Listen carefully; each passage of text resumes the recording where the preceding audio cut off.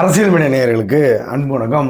ராஜேந்திர சோழனின் முப்பெரும் விழாவில் பாரத பிரதமர் திரு நரேந்திர மோடி அவர்கள் கலந்து கொண்டார். இசைஞானி இளையராஜா அவர்களின் இசையில் பாரத பிரதமர் திரு நரேந்திர மோடி அவர்கள் நனைந்து மெய் மறந்து அந்த இசையை ரசிக்க மேளதாளங்கள் முழங்க, கைலாய வாத்தியங்கள் முழங்க வெகு சிறப்பாக நடைபெற்றது இந்த ராஜேந்திர சோழனின் முப்பெரும் விழா. இதுல பாத்தீங்கன்னா ஆளுங்கட்சியை சேர்ந்த அமைச்சர்கள் மற்றும் மத்திய அமைச்சர்கள் மற்றும் தொல் திருமாவளவன் அவர்கள், சிதம்பரம் நாடாளுமன்ற தொகுதியின் நாடாளுமன்ற உறுப்பினராக இருக்கக்கூடிய தொல் திருமாவளவன் அவர்களும் அந்த மேடையில் இடம்பெற்றிருந்தார்.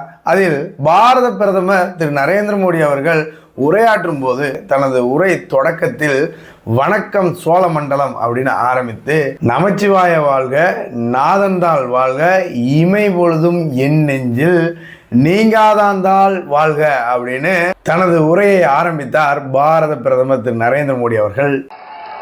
வணக்கம் சோழ மண்டலம்,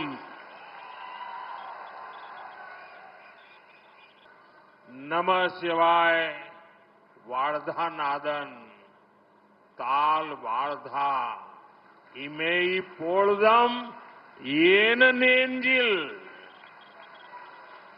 நீங்காதான் தாழ் வாழ்தா.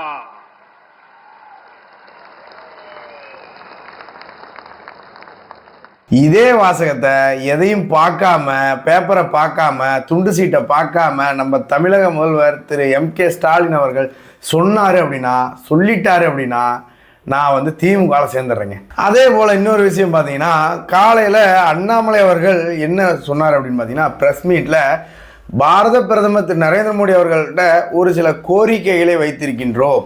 அதில் கங்கை கொண்ட சோழபுரம் இந்த சோழீஸ்வரர் கோவிலோட மதில் செவர்களை சரி பண்ணி கொடுக்கணும்னு ஒரு கோரிக்கை வச்சுருக்கோம். இன்னொன்று ராஜேந்திர சோழனுக்கு கங்கை கொண்ட சோழபுரத்தில் ஒரு பெரிய சிலை அமைத்து தர வேண்டும் அப்படின்னு கோரிக்கை வைத்திருக்கின்றோம் அப்படின்னு அண்ணாமலை அவர்கள் காலையில் தாங்க சொன்னார் பிரஸ் மீட்ல. கங்கை கொண்ட சோழபுரத்தில் ராஜேந்திர சோழனுக்கு ஒரு பெரிய சிலையை எழுப்ப வேண்டும் என்று சொல்லி இருக்கின்றோம். அது ஒரு சிறப்பா இருக்கணும் அப்படின்னு நம்மளுடைய கோரிக்கை நாமளும் வச்சிருக்கோங்கண்ணா. உடனே இந்த விழாவில் அறிவித்து விட்டார் பாரத பிரதமர் திரு நரேந்திர மோடி அவர்கள், ராஜேந்திர சோழனுக்கு பிரம்மாண்டமாக சிலை நிறுவப்படும், அமைத்து தரப்படும் அப்படின்னு வாக்குறுதியை கொடுத்திருக்கிறார் பாரத பிரதமர் திரு நரேந்திர மோடி அவர்கள். தமிழ்நாடு राजा चोला और उनके पुत्र और महान शासक राजेंद्र चोला प्रथम की भव्य प्रतिमा स्थापित करेंगे. வரவிருக்கும் காலங்களிலே நாம் தமிழ்நாட்டிலே ராஜராஜ சோழன் அவருடைய மைந்தன் மகத்தான ஆட்சியாளர் முதலாம் ராஜேந்திர சோழனுடைய பிரமாதமான உருவச் சிலையை நிர்மாணம் செய்வோம். நம் தமிழக மக்கள் எல்லாரும் ஒன்னே ஒன்று புரிஞ்சுக்கணும். இங்கே இருக்கக்கூடிய அரசியல்வாதிகள் யாருமே தஞ்சை பெரிய கோவிலோ கங்கை கொண்ட சோழபுரமோ போவே மாட்டாங்க. நீங்கள் என்ன வரலாற்றை புரட்டி பாருங்கள். அதாவது திரு M.K. ஸ்டாலின் அவர்கள், முதலமைச்சராக இருக்கக்கூடிய M.K. ஸ்டாலின் அவர்கள் கங்கை கொண்ட சோழபுரம் போனாரா? இது வரைக்கும் போயிருக்காரா? இல்லை முதலமைச்சராக இருந்தபோது எடப்பாடி பழனிசாமி அவர்கள் போனாரா? போக மாட்டாங்க.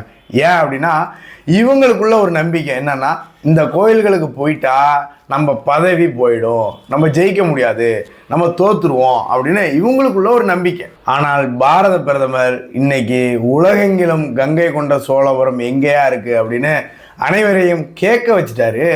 ஏன் அப்படின்னா, ஒரு பிரதமர் ஒரு கோவிலுக்கு வருகிறார் அப்படின்னா அந்த இடம் மிகப்பெரிய பேசு பொருளாக மாறும். அப்படிதான் இன்று உலகமே தேட ஆரம்பித்திருக்கிறது கங்கை கொண்ட சோழபுரம் எங்கே இருக்கிறது அப்படின்னு. அதனால நம்ம பாரத பிரதமர் திரு நரேந்திர மோடி அவர்களுக்கு கோடான கோடி நன்றிகளை சொல்லிக்கொண்டு விடைபெறுகிறேன். நன்றி, வணக்கம்.